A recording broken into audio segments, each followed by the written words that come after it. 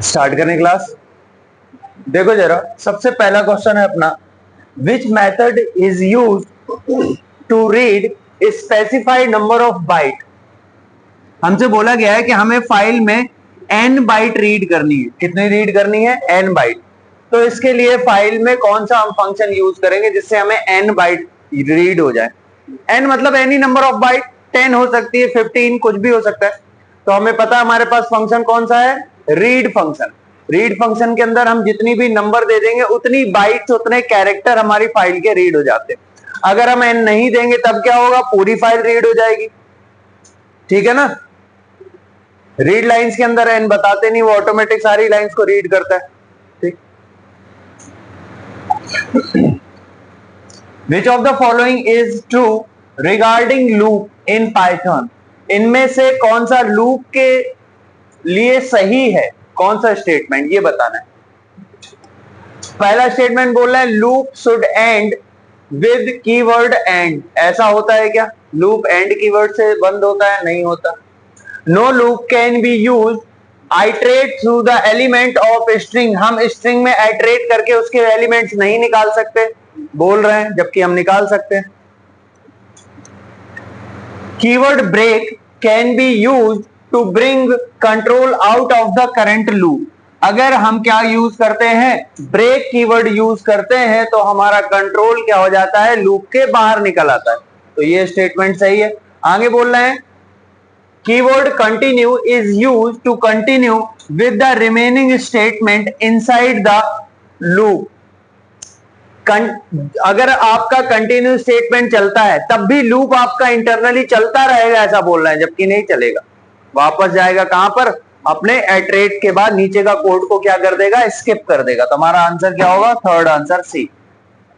What is a module in Python? Python में module क्या होता है? कोई भी एक फाइल जो आप .py से सेव करते हो, जिसके अंदर कुछ मेथड्स, कुछ वेरिएबल्स होते हैं, उनको हम क्या बोलते हैं? मॉड्यूल बोलते हैं। A file containing code that define functions, classes and variables. ठीक है ना? Which of the following is not a characteristics of high level language? इनमें से कौन सी हाई लेवल लैंग्वेज की कैरेक्टरिस्टिक्स नहीं है, विशेषता नहीं है?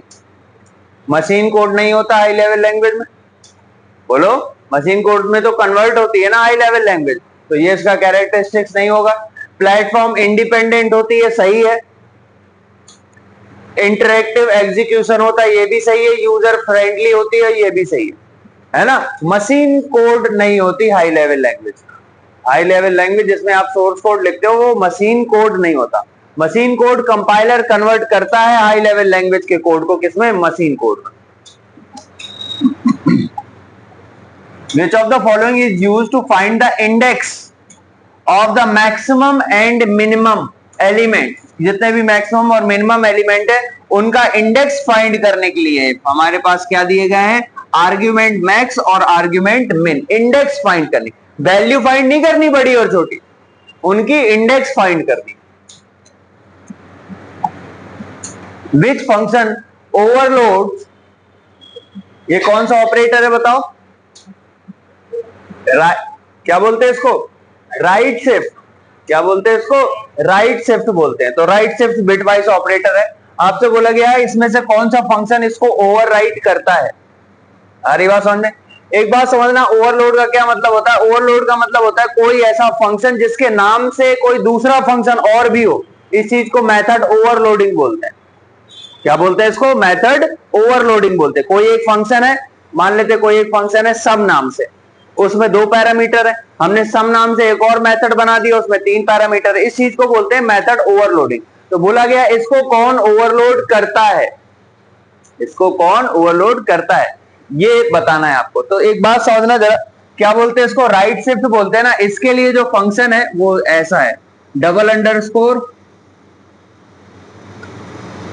Are shift double underscore method. ये है वो मेथड जो क्या करता है? ओवरराइट करता है किसको? राइट शिफ्ट को। ऐसा ही एल शिफ्ट होता है। ये मैजिक मेथड्स हैं जिनमें डबल अंडरस्कोर से स्टार्ट हो, डबल अंडरस्कोर से खत्म हो, उनको मैजिक वेरिएबल बोलते हैं। और यहाँ पर ये स्मॉल ब्रैकेट भी लगे हैं, स्मॉल ब्रैकेट लगे होते हैं मेथड्स या फंक्शन के आगे, तो ये मैजिक फंक्शन है पाइथन में, ठीक है। तो राइट शिफ्ट के लिए कौन सा होता है, ये वाला होता है, और लेफ्ट शिफ्ट के लिए कौन सा होता है, एल शिफ्ट। आ रही बात समझ में, तो ये वाले होता है, ये वाला तो कोई है नहीं, मोर जैसा कुछ होता नहीं है, ठीक है। ये जो जीटी फंक्शन आपको दिख रहा है ना, ये किस चीज के लिए होता है, greater than,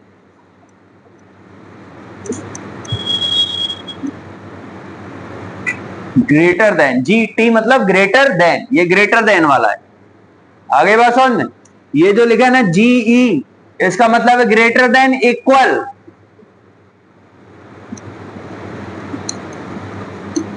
greater than equal, इसलिए जीई लिखा, यानी ग्रेटर देन इक्वल, ये वाला है। आगे बात समझ में, तो अपना आंसर क्या होगा, नन ऑफ दीज, इनमें से कोई भी नहीं, क्योंकि हमसे पूछा है राइट शिफ्ट, अगर ये दिया होता तो हमारा आंसर सही था, ये वाला लगाते। अगर लेफ्ट शिफ्ट पूछा होता तो हम ये वाला लगाते, अगर ग्रेटर देन पूछा गया होता तो हम ये वाला लगाते जीटी, और ग्रेटर देन इक्वल पूछा गया होता तो हम जीई लगाते। ऐसा होता नहीं। आगे बात समझ में, क्वेश्चन क्या है, तो कोई भी पूछा जाए बता दोगे ना, जरूरी थोड़ी यही का यही मिलेगा, ठीक है। What is the result of the following expression, absolute function क्या करता है, कोई बताएगा। एब्सोल्यूट फंक्शन करता है, एब्सोल्यूट फंक्शन के अंदर आपने अगर कोई नेगेटिव वैल्यू दी है, वो उस नेगेटिव साइन को इग्नोर कर देता है। तो क्या दिया है आपने, -5 दिया, आंसर क्या मिलेगा आपको, 5 मिलेगा। कोई भी नेगेटिव वैल्यू दी है आपने, उस नेगेटिव वैल्यू को हटा देगा, जरूरी नहीं है इंटीजर ही हो, -5.67 हो सकता था, आंसर क्या था 5.67। आ रही बात समझ में, कौन सा फंक्शन है, एबीएस, एब्सोल्यूट कर देता है, ठीक है। What is the output of following Python code, S नाम से एक स्ट्रिंग बनाई है जिसमें लिखा है हाय हाउ आर यू। आपसे पूछी गई है एस लोअर, एस को क्या करना है, स्ट्रिंग को क्या करना है, लोअर में प्रिंट करना है, ठीक है। तो क्या दिया हुआ है, हाय हाउ आर यू, क्या हो जाएगा, लोअर में कन्वर्ट हो जाएगा, यानी स्मॉल लेटर्स में आ जाएगा। तो आंसर क्या होगा, ठीक है ना। और ओरिजिनल स्ट्रिंग चेंज नहीं होती, हमने कल ही डिस्कस किया है, क्योंकि स्ट्रिंग का ऑब्जेक्ट क्या होता है, इम्यूटेबल होता है। तो एस जैसा है वैसा ही का वैसा ही रहेगा। यहां पर जब आप फंक्शन लगा रहे हो एस डॉट लोअर, तो एस की एक कॉपी आई है, वो स्मॉल में कन्वर्ट हुई है और वो आपको दिखाई दी, ठीक है ना। Out of the following which is the correct syntax to copy one list into another, एक लिस्ट को दूसरी लिस्ट में कॉपी करना है ना। कई तरीके हो सकते हैं, जैसे एक L1 लिस्ट है, एक L2 लिस्ट है, L2 को L1 में दे दिया, आप ऐसा भी कर सकते हो, दोनों एक ही हो जाएंगे।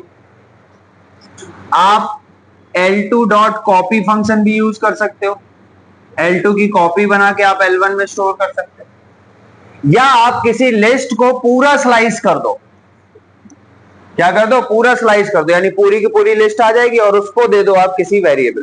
तो देखना जरा यहां पर क्या किया है, लिस्ट ए में स्टोर किया है लिस्ट बी को स्लाइस करके। देखो इंडेक्सेस नहीं बताए ना, इसका मतलब स्टार्टिंग से लेकर एंड तक पूरी की पूरी क्या बन जाएगी, आपकी स्लाइस बन जाएगी, और उसकी कॉपी किस में स्टोर हो जाएगी, लिस्ट ए में हो जाएगी। आगे बात समझ।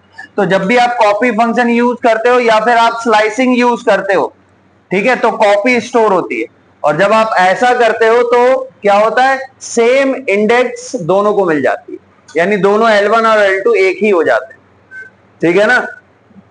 तो इस केस में अगर आप L1 और L2 की आइडेंटिटी प्रिंट करोगे सेम बताएगा, लेकिन इन केसेस में L1 और L2 की आइडेंटिटी अलग अलग रहेगी। आ रही बात समझ में, क्योंकि कॉपी मिली है, कॉपी दी गई है, तो दोनों अलग अलग। Which of the following block allow you to handle the errors, ठीक है, आपको बताया था एरर्स को हैंडल करने के लिए हम क्या करते हैं, जिस ब्लॉक में एरर आने की पॉसिबिलिटी होती है उसको हम किसके अंदर रखते हैं, ट्राई ब्लॉक के अंदर, और एरर्स को एब्जॉर्ब करने के लिए हम क्या लगाते हैं, एक्सेप्ट। और जो मैसेज देना होता है वो मैसेज देना। आ रही बात समझ? तो एरर्स को एब्जॉर्व करके हम कहां लेके जाते हैं? बोलो, एक्सेल। ठीक, आ गई बात समझ में? What will be the output of following Python code? देखना जरा ध्यान से।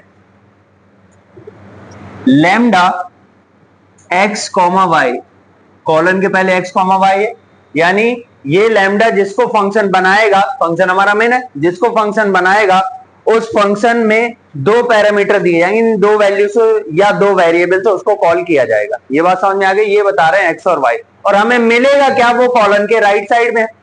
अगर x की वैल्यू कम है तो x मिलेगा, नहीं तो y मिलेगा, यानी x और y में जो छोटा है वो हमें आउटपुट में मिलेगा। अब देखना, हमने अपने इस मेन फंक्शन को, जो कि लैम्डा ने बनाया है, इसको हमने दो वैल्यूज से कॉल किया। एक वैल्यू क्या दी है? 101 मल्टीप्लाई बाय 99, 99 से मल्टीप्लाई किया, और एक बार क्या दिया है? 102 को किससे मल्टीप्लाई किया है? 98 से किया है। आ रही बात समझ? ये दो वैल्यू।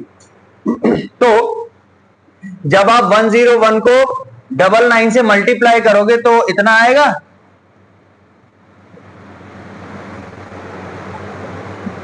ठीक है, और जब आप 102 को 98 से मल्टीप्लाई करोगे तो कितना आएगा? ये दो वैल्यू दी गई हैं, x और y, ये वाली x में जाएगी और ये वाली y में जाएगी। तो बताओ x छोटा, इसमें से छोटा कौन सा है? ये, यानी आंसर क्या आएगा? अगर मिन ना हो के यहां पर मैक्स लगाया होता, यानी ये लेस देन की जगह ग्रेटर देन किया होता, तो फिर हमें क्या मिलता आंसर में? ये मिलता। ठीक है। What will be the output of following Python code? ABCDEF हमारी एक स्ट्रिंग है।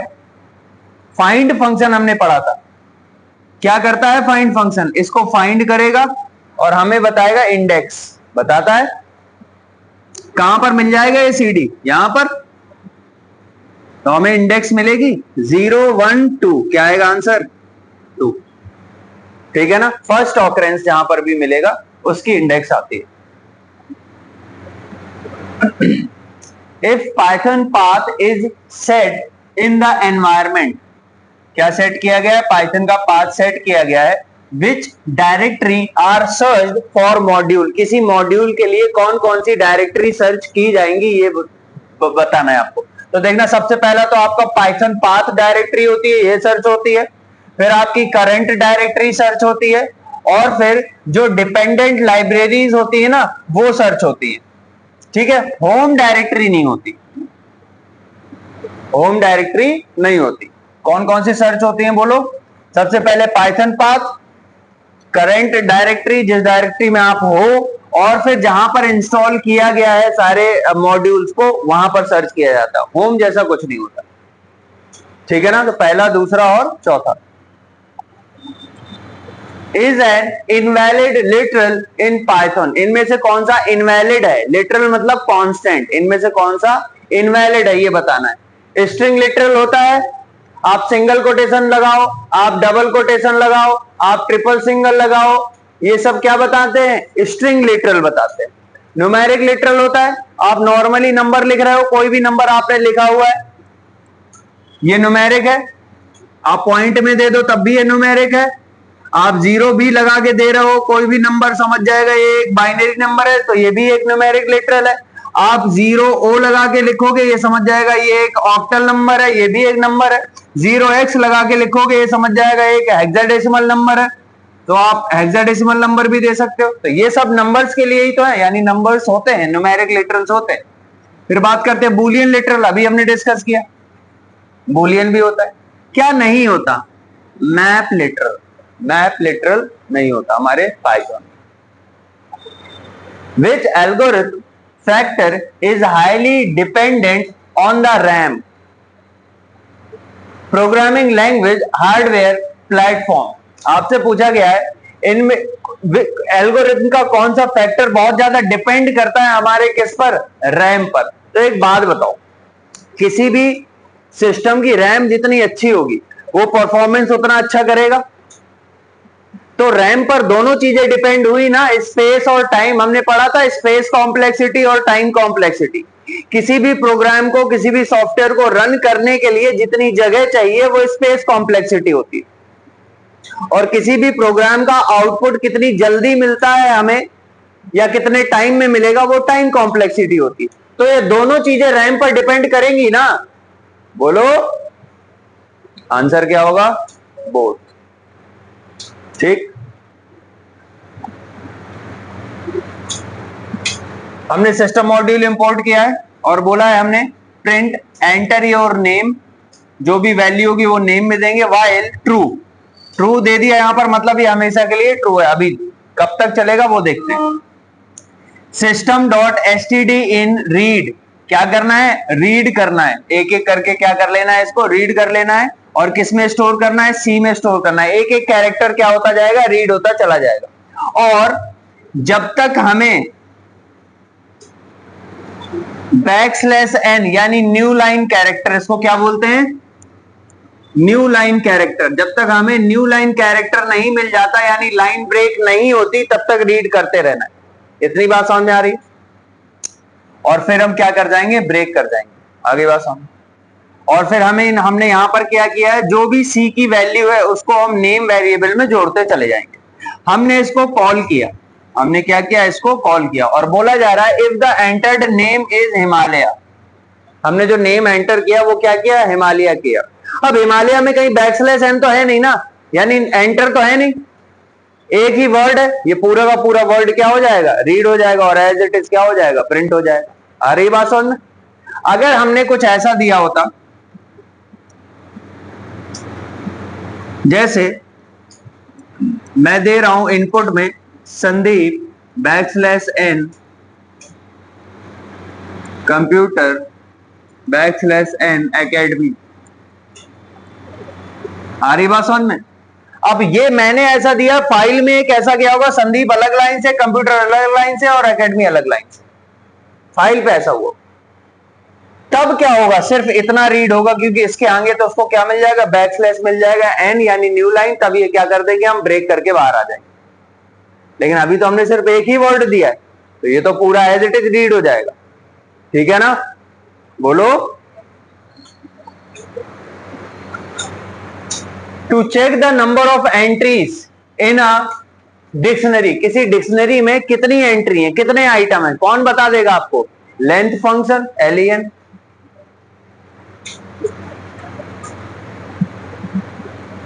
देखो इन दोनों में डिफरेंस समझना जरा। जब भी कोई फंक्शन लाइब्रेरी का फंक्शन होता है ना, तो उसके लिए हमें डॉट लगाने की जरूरत नहीं होती, डायरेक्ट चलता है। जैसे लेंथ हो गया, मैक्स हो गया, मिन हो गया, डायरेक्ट चलते हैं। ठीक है ना? जब कोई फंक्शन किसी लाइब्रेरी के अंदर होता है और उसको हम यूज करते हैं अलग से एक्स्ट्रा मॉड्यूल लगा के, तब हम इस तरीके से लिखते हैं। खारी भाषा में आपको स्ट्रिंग की लेंथ निकालनी है, आप सीधा एलियन करके क्या लिखोगे? अंदर आप स्ट्रिंग का नाम दे दोगे, मान लेते हैं एस नाम से स्ट्रिंग है, तो ये लेंथ बता देगा। लेकिन अगर आपको क्या करना है, मान लेते हैं, क्योंकि ये लेंथ लाइब्रेरी फंक्शन सबके लिए अवेलेबल है, लेकिन अगर आपको क्या करना है, मान लेते हैं आपको अपर केस में कन्वर्ट करना है स्ट्रिंग को, तब आप कैसा लिखोगे? स्ट्रिंग का नाम डॉट अपर, तब आप ऐसा लिखो, क्योंकि ये जो फंक्शन है ये स्ट्रिंग के अंदर लिखा है तो स्ट्रिंग का ऑब्जेक्ट हमें देना पड़ेगा। ठीक है ना? What is the purpose of the continuous statement in Python? Python में continuous statement क्या करता है? हमें पता है continuous statement क्या करता है। जब भी continuous statement चलता है वो नीचे का जो कुछ भी बचा है प्रोग्राम में उसको बाईपास करके वापस लूप के पास पहुंच जाता है। तो क्या होगा आंसर हमारा? To skip the current iteration and move to the next one at the loop. नीचे का इटरेशन स्किप करना है और वापस लूप के पास पहुंचना है। ये कौन करता है? आपका कौन सा स्टेटमेंट करता है? कंटिन्यू। और ब्रेक अगर चलता है, ब्रेक पूरे कंट्रोल को ब्रेक कर देता है, लूप से हम सीधे बाहर निकल जाते हैं, अगला कोई भी आइटरेशन चेक नहीं होता। Which function can identify the version of the Python which the user is working on? User Python के किस वर्जन पे काम कर रहा है? आ रही बात समझ में? वो बताने का काम होता है sys डॉट वर्जन कमांड आप चलाओगे तो आपको आपके सिस्टम में आप पाइथन का कौन सा वर्जन यूज कर रहे हो वो आ जाएगा। आप जब भी पाइथन की आइडियली ओपन करते हो सबसे ऊपर आपको कुछ एक दो लाइनें लिखी हुई दिखती है ना, जैसे पाइथन का वर्जन यूज कर रहे हो 3.7.14 ऐसा, वो वर्जन ही तो है पाइथन का। आ रही बात समझ में? तो आप लोग जो अभी वर्जन यूज कर रहे हो वो 3 रिलीज है, यानी 3 पॉइंट कुछ होगा, इससे पहले 2 था। ठीक है, if two operators have the same precedence, दो ऑपरेटर हैं उनकी प्राथमिकता बराबर है, सेम प्रेसिडेंस, तब हम किसको पहले सॉल्व करेंगे। आ रही बात समझ? तो समझना जरा, मोस्टली जो ऑपरेटर होते हैं, मोस्टली ऑपरेटर जो होते हैं वो लेफ्ट टू राइट सॉल्व होते हैं। कुछ ऑपरेटर होते हैं जिनको हम राइट से लेफ्ट सॉल्व करते हैं, जैसे क्या हो गया, एक्सपोनेंट हो गया। एक्सपोनेंट कैसा होगा, राइट टू लेफ्ट होगा। जितने असाइनमेंट ऑपरेटर होंगे,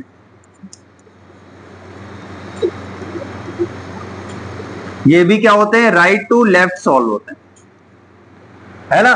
तो कुछ ही ऑपरेटर ऐसे होते हैं जिनको हम राइट से लेफ्ट खोलते हैं, बाकी सब अगर सेम लेवल के हैं तो उनको हम लेफ्ट से राइट सॉल्व करते चले जाते हैं, चाहे एडिशन हो, सब्ट्रैक्शन हो, multiplication, division, greater than equal, less than, logical operator, and और नॉट, सबको। आगे बात समझ।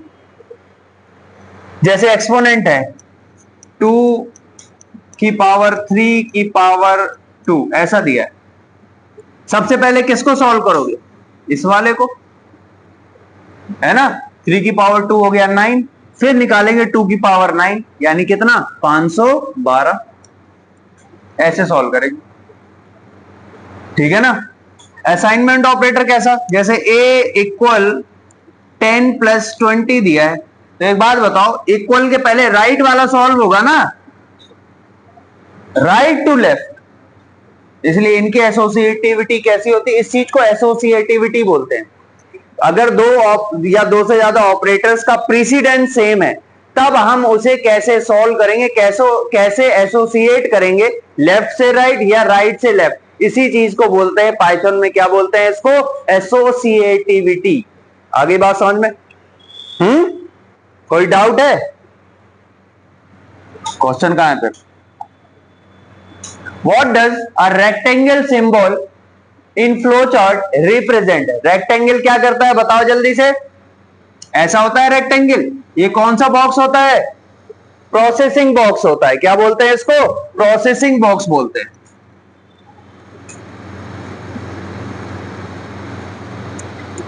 ये पैरेललोग्राम है ना, इसको क्या बोलते हो आप, इनपुट आउटपुट, इनपुट आउटपुट।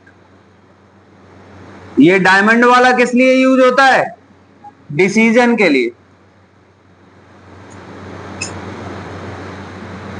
ये वाले किस लिए यूज होते हैं, स्टार्ट एंड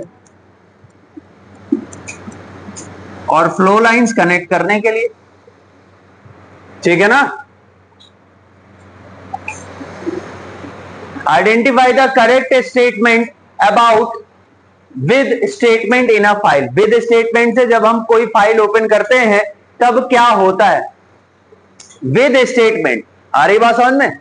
तो पता है हमें विद स्टेटमेंट से क्या होता है, अगर कोई एक्सेप्शन या एरर आएगी हमारी फाइल को ओपन करने में, या फिर फाइल ओपन हो चुकी है और कोई एक्सेप्शन आ गई, तो हमारा ये विद स्टेटमेंट क्या करेगा, फाइल को पहले सक्सेसफुली फाइल का पॉइंटर क्लोज करेगा तब आगे बढ़ेगा। यही करता है ना। तो ठीक है, फिर लगा लेना answer. It ensure that the file close properly even if an exception occur. अगर एक्सेप्शन आई भी है तो भी ये इस चीज को इंश्योर करता है कि फाइल को पहले अच्छे से क्लोज कर दिया जाए। ये हमारा विद करता है। ठीक है ना। ये हम डिस्कस भी कर चुके हैं ना, विद क्या करता है फाइल में। Which of the following is true regarding loops in Python? Loop के सेंस में इनमें से कौन सा सही है। लूप शुड बी एंडेड, ये तो क्वेश्चन अभी रिपीट हुआ ना, वही है ना ये। हाँ।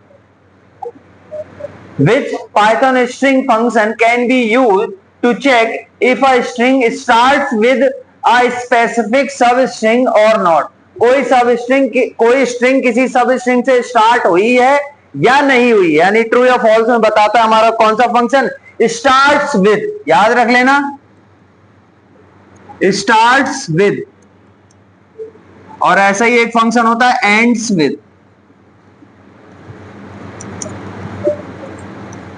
अरे बात समझ में, स्टार्ट्स विद, जैसे हमने बोला S1 dot starts with hello,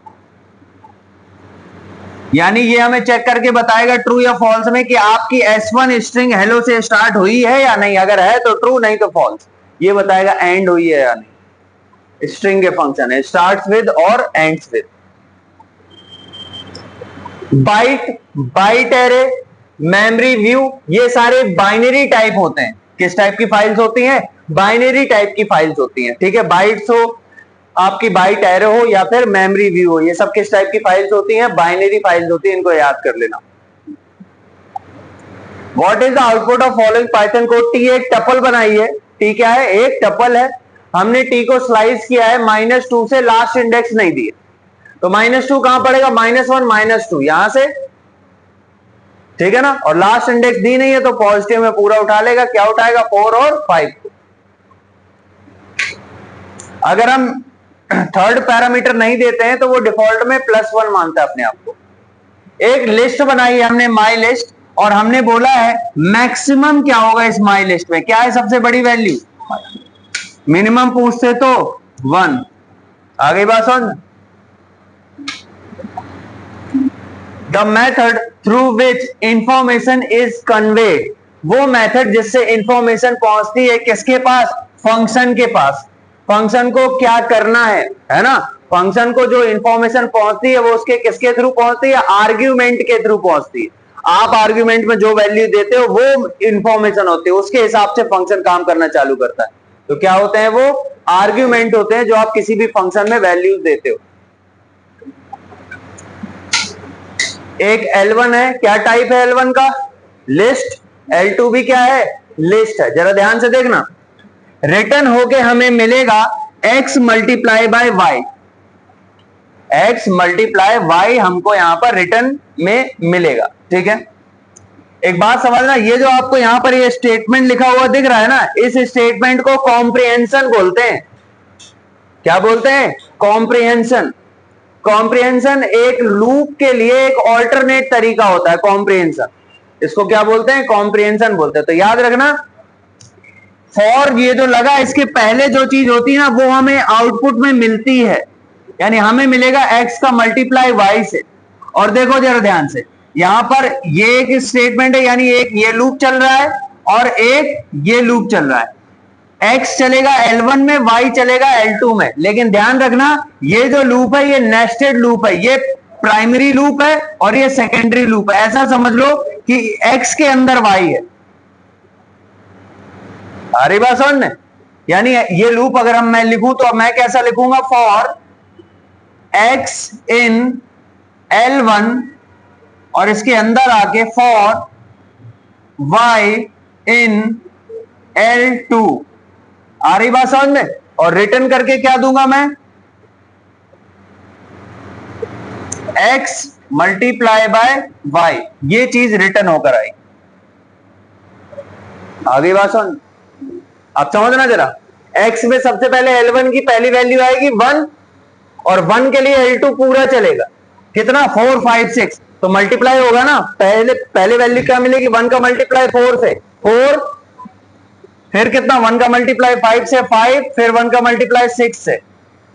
अब ये वाला लूप आगे बढ़ जाएगा। अब इसमें क्या आ जाएगा? 2। अब 2 का मल्टीप्लाई तीनों से, 2 का 4 से मल्टीप्लाई हुआ, कितना आएगा? 8, 2 का 5 से मल्टीप्लाई हुआ 10, और 2 का 6 से मल्टीप्लाई होगा, फिर आई में कितना आएगा? x में 3, 3 का मल्टीप्लाई वापस इससे सबसे क्या होगा? 3 का मल्टीप्लाई 4 से कितना हुआ? 5 से, और क्या आएगा आंसर? आगे बात समझ में?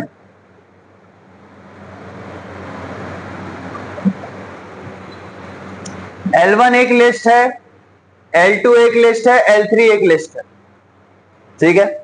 हम क्या कर रहे हैं? एक्स वाई जेड में तीनों में जिप करके दे रहे हैं, L1 को, L2 को और L3 को। L1 L2 L3 क्या हो जाएंगे, जिप हो जाएंगे, और एक्स वाई जेड में क्या हो जाएंगे, स्टोर हो जाएंगे। जिप होंगे कैसे, देखना जरा ध्यान से। ये पहला किसमें गया, एक्स में, ये गया किसमें, वाई में, और ये गया किसमें, जेड में। ऐसे जिप हुए हैं तीनों, ठीक है ना, जिप ऐसे होते हैं। What will be the following code do, क्या करेगा ये code, import numpy as np। हमने एक एरे बनाई है और हमने पूछा है एरे डॉट टी, याद रख लेना टी का क्या मतलब, टी एट्रीब्यूट मतलब transpose,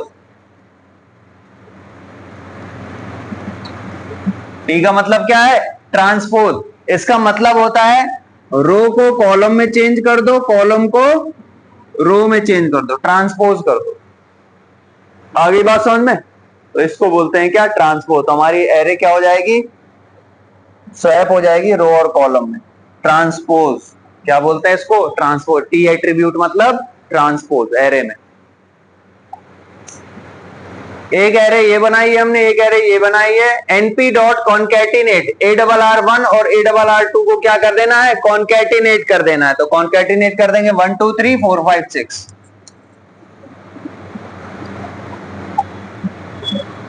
Which of the following language is a compiled language? इनमें से कौन सी कंपाइल्ड लैंग्वेज है, हमें पता है पाइथन हमारी इंटरप्रेटेड लैंग्वेज है, जावा स्क्रिप्ट हमारी आपकी स्क्रिप्टिंग लैंग्वेज है, ठीक है, और रूबी जो है ये भी हमारी कैसी लैंग्वेज है, इंटरप्रेटेड लैंग्वेज है। जो जावा है, याद रखना जावा स्क्रिप्ट नहीं, जावा ये आपकी कंपाइल्ड लैंग्वेज है। कैसी लैंग्वेज है,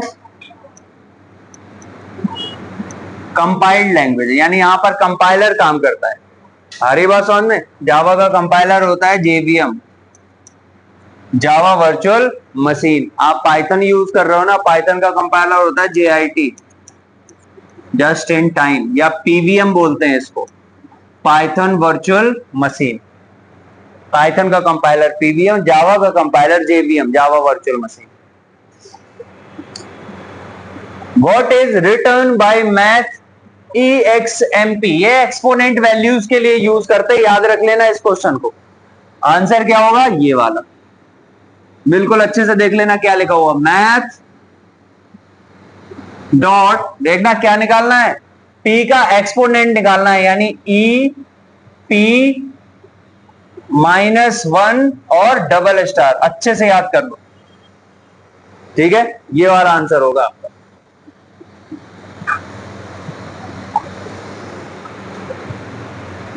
the text file can be of, जो टेक्स्ट फाइल है वो हो सकती है कितने टाइप की, याद रख लेना, दो टाइप की आपकी टेक्स्ट फाइल हो सकती है।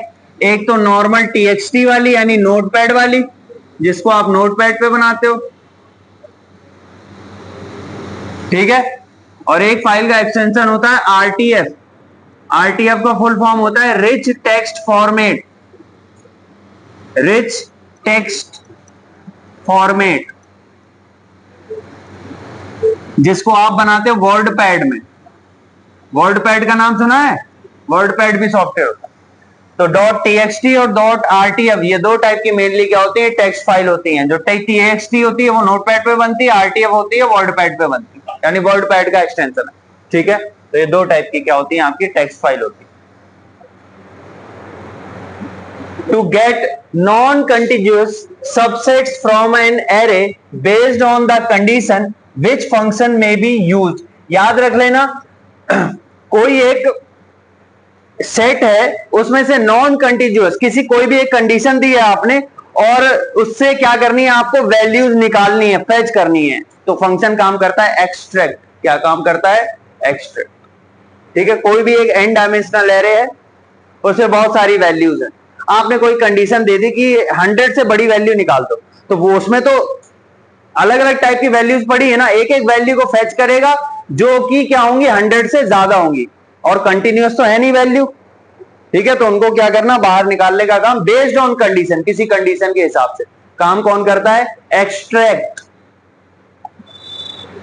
The correct syntax of reshape function in numpy, numpy में जब हम क्या यूज करते हैं, रीसेप फंक्शन यूज करते हैं, तो करेक्ट तरीका क्या होता है आपका, एरे का नाम लिखेंगे, डॉट रीशेप, अंदर जाके शेप बताते हैं आपको कौन सी शेप में इसको कन्वर्ट करना है। तो मान लेते हैं आपकी एक एरे है 10 बाई 10 की, इसको आप कितने कितने में रीशेप करते हो? 10 बाई 10 मतलब 100 एलिमेंट है, कैसे कैसे रीशेप कर सकते हो?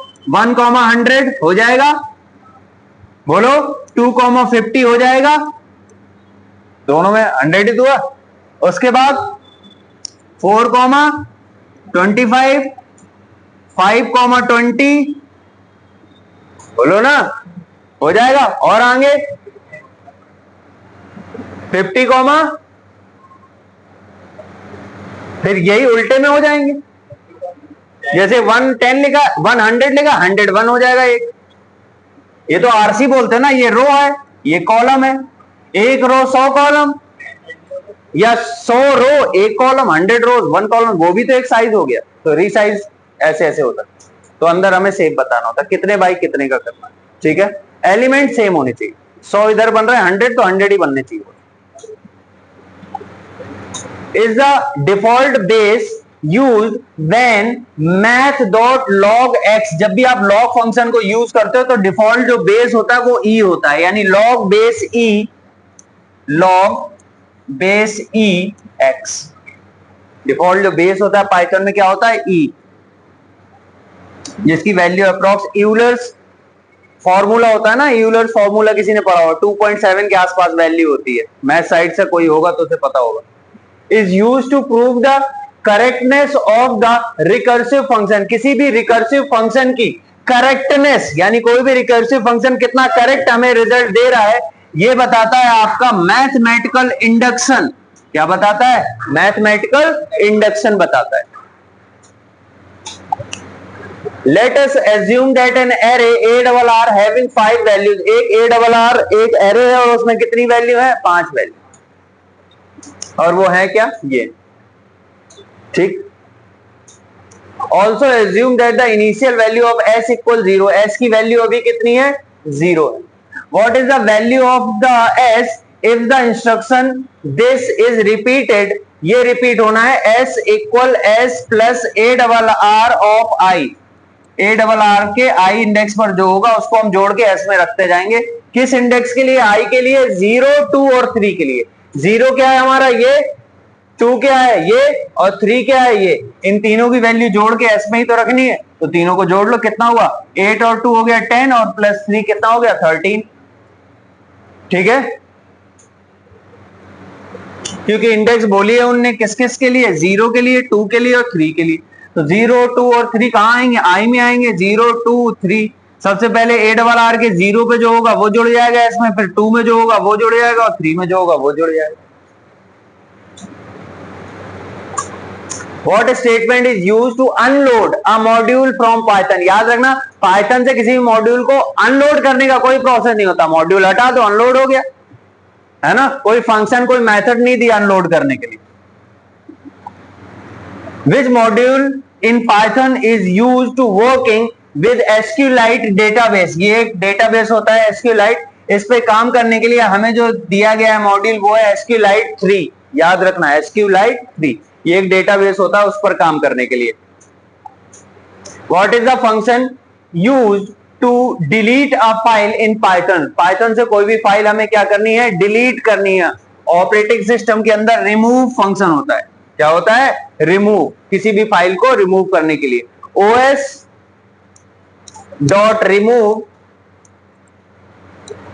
और अंदर हम फाइल का पॉइंटर दे देते हैं fp, जो भी हो। तो fp जिसको पॉइंट कर रहा है उस फाइल को क्या कर देता है? रिमूव कर देता है। Which function can identify the version of the, अभी हमने which type of element are accepted by random dot shuffle? shuffle मतलब क्या करना? कोई भी सफल करके, जैसे कार्ड्स होते हैं ना, प्लेइंग कार्ड्स, है ना, तो अपन बोलते हैं ना उसको सफल कर दो, है ना, सफल कर देते हैं, फिर उसमें रैंडमली कोई भी वैल्यूज निकालनी है उसको सफलिंग बोलते हैं, सफल कर देना, ठीक है। तो ये कहां काम करता है? आपका लिस्ट में।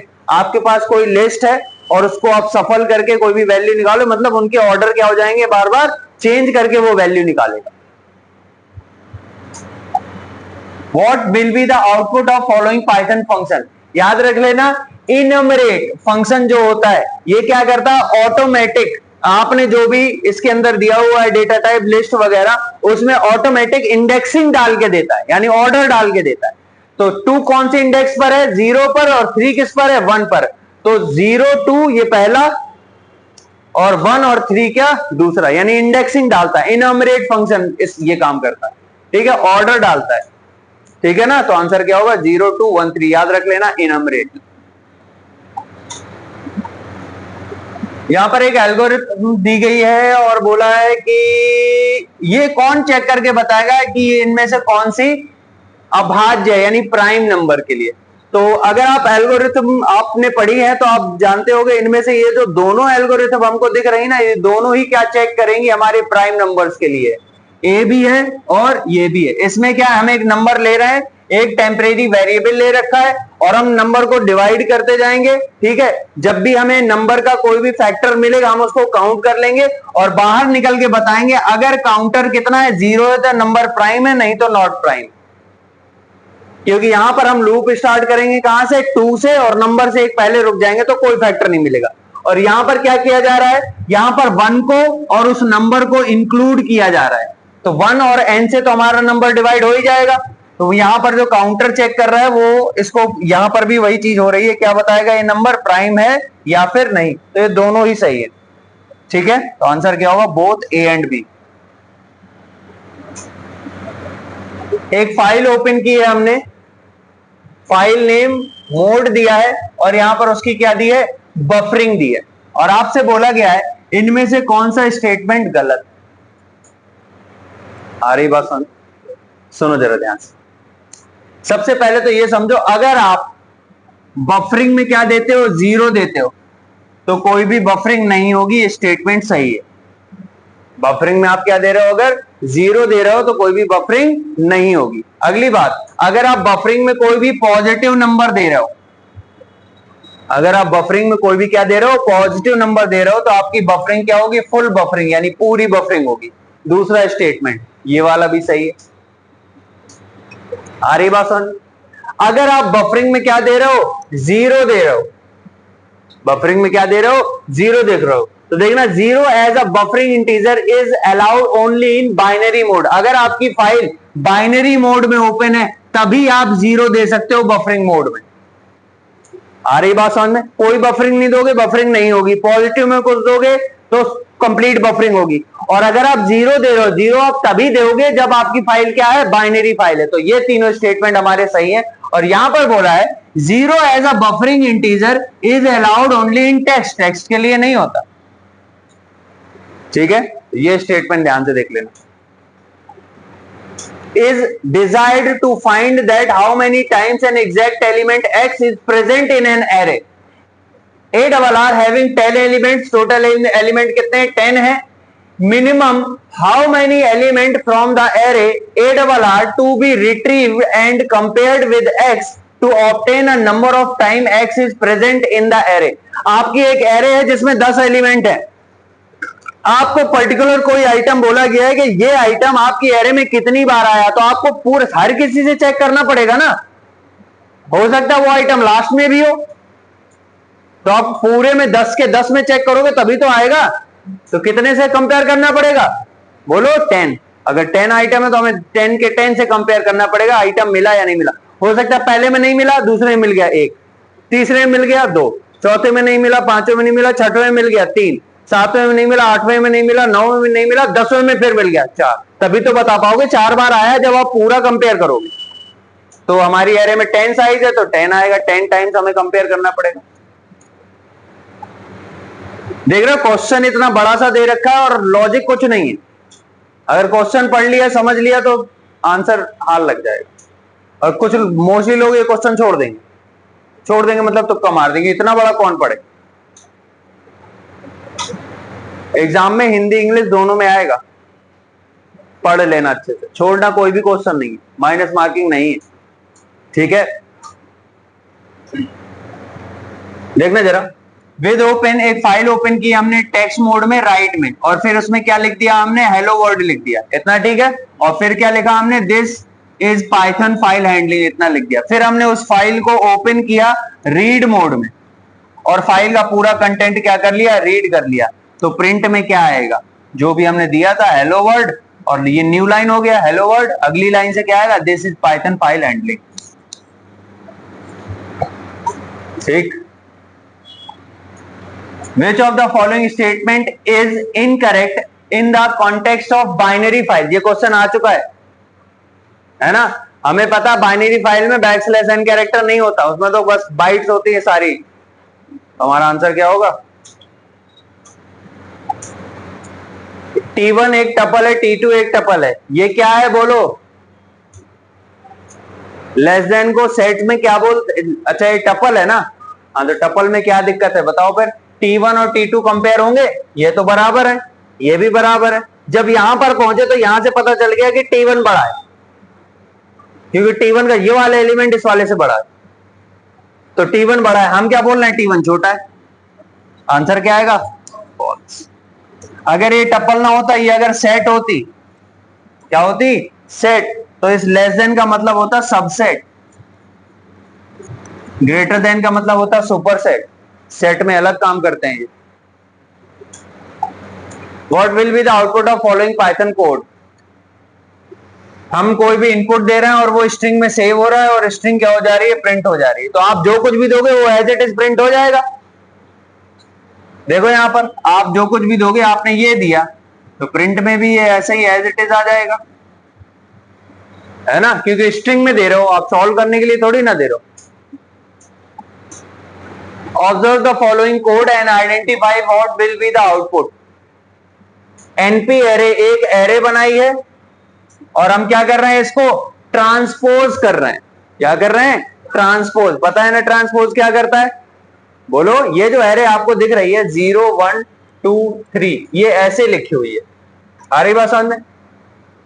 ये आपका कॉलम है, इसको रो बना देना, यानी ये जो ऐसे में है ये अब ऐसे में, और ये जो ऐसे में है ये कैसे में हो जाएगा, आगे बात समझ में। ट्रांसपोज कर देना, रो को कॉलम में, कॉलम को रो में चेंज करना। Which editor is commonly used to Python programming? Commonly जो पाइथन प्रोग्रामिंग में जो एडिटर यूज होता है उसका नाम है पाईचार। पाइथन के लिए स्पेशली बनाया गया कौन सा एडिटर है, पाईचार। ये जो एक्लिप्स है, नेटबीन्स है, ये मोस्टली यूज होते हैं जावा में। ठीक है, तो समझ में आ गए ये वाले क्वेश्चंस। ठीक, एक एक क्वेश्चन याद कर लेना अच्छे से।